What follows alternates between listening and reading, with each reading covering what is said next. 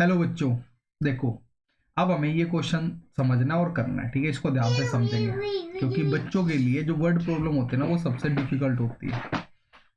A cottage industry produces a certain number of pottery articles in a day.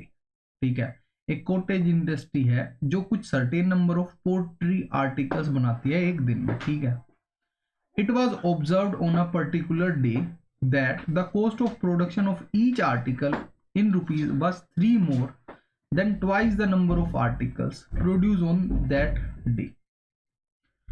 अब इस line को decode कर लेते हैं कि सही में मैथमेटिकल फॉर्म में कैसे लिखेंगे। ठीक है, it was observed on a particular day that the cost of production of each article was 3 more, ठीक है, then the twice the number of articles produce on that day.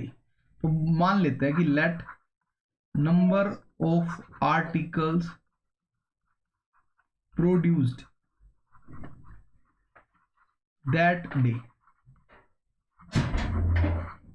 X. ठीक है, और तो according to question cost of production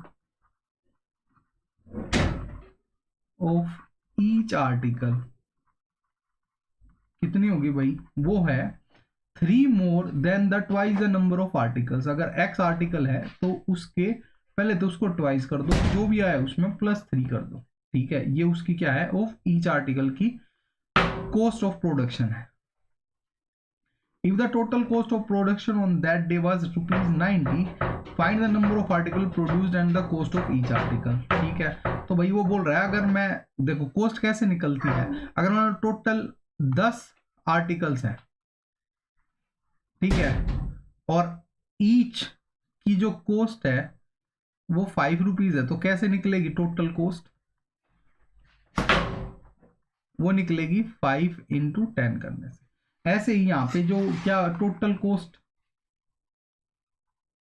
is equal to 90 rupees दे रखे उसने। ठीक है, और टोटल कॉस्ट क्या होती है, number of articles into cost of each article.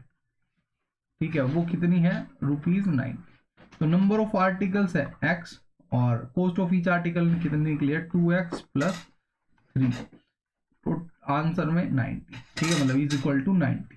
Multiply कर दो 2x² + 3x -90 is equal to 0। मैंने सीधा ही उस 90 को इधर लिया है। ठीक है, अब देखो, अब x² के सामने 2 है तो हमें इस 2 को 90 से मल्टीप्लाई करना पड़ेगा, तो यहां कर दे रहा हूं। ठीक है, तो 2 into -90 is equal to minus का 180। ठीक है, अब हमें दो ऐसे नंबर चाहिए जिनको मल्टीप्लाई करे तो माइनस का 180 आए, और अगर उनको प्लस या माइनस करे तो 3 आना चाहिए प्लस का। ठीक है, तो भाई चलो देखते हैं,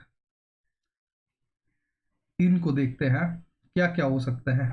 एक तो 2 इंटू 90 हो सकता है उनको, पर अगर प्लस करो या माइनस कर लो 3 नहीं आ रहा। और क्या हो सकता है भाई, फिर 3 इंटू 60। ठीक है, अभी भी 3 नहीं आ रहा प्लस माइनस करने पे। और क्या हो सकता है भाई, 6 इंटू 30, वो भी 180 होता है। ठीक है, फिर भी नहीं आ रहा। 5 इंटू 336, जब भी नहीं आ रहा। ठीक है, हमें चाहिए 3। तो क्या क्या नंबर हो सकते हैं जिनको मल्टीप्लाई करे, मतलब प्लस या माइनस करे तो 3 आए और मल्टीप्लाई करे तो 180 आए। चलो अभी देख रहे हैं। ठीक है, तो 2 इंटू 90, फिर 90 के फैक्टर करेंगे, 3 इंटू 30, फिर ये इंटू 2 इंटू 5। ठीक है, अब यहां से पता लग जाएगा कौन से होंगे। ठीक है, तो 5 2 जा 10, 10 2 जा 20, और एक तो 20 इंटू 9 ये भी 180 होता है, पर हमें तो 3 चाहिए, वो नहीं आ रहा। फिर और क्या कर सकते हैं भाई,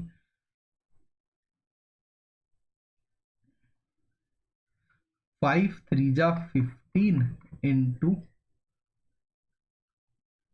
3 4 जा 12, ये आ रहा है 180। और देखो गैप कितना है 3, तो हम यहाँ पे लिख सकते हैं कि 15 माइनस 12 इज इक्वल टू 3 और 15 into minus 12 is equal to minus 180। तो यहाँ लिख देता हूं मैं 2x square plus 15x minus 12x minus 90 is equal to 0। Common क्या ले सकते हैं यहाँ से, x कॉमन ले लिया तो बचा क्या 2 प्लस 2x प्लस 15, फिर माइनस 12 कॉमन आएगा, नहीं आएगा, यहाँ से कॉमन 12, यहाँ से 6 कॉमन आ रहा है।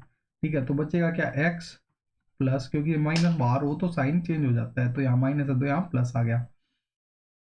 तो 6 की टेबल पे 90 कितने पे आता है 15 पे आता है। ठीक है, इज इक्वल टू 0। तो कैसे लिखेंगे इसको, x माइनस 6 एक ब्रैकेट में और दूसरे में 2x प्लस 15। तो x की value, if x minus 6 is equal to 0, तो x कितना आ गया 6। और अगर 2x प्लस 15 अगर 0 है तो x कितना आ गया माइनस 15/2। अब एक बात बताओ, माइनस की तो नंबर हो नहीं सकता, ठीक है, माइनस का तो नंबर हो नहीं सकता क्योंकि कोस्ट कुछ ना कुछ तो होती है, माइनस का तो कुछ होता नहीं है। ठीक है, नंबर ऑफ आर्टिकल्स माइनस के तो हो नहीं सकते कि भाई कुछ भी नहीं बना और नेगेटिव और बन गए, नहीं, प्लस के। तो x क्या होगा हमारा, नंबर ऑफ टोटल आर्टिकल 6 हो गए। ठीक है, तो मैं यहां लिख रहा हूं नंबर ऑफ आर्टिकल्स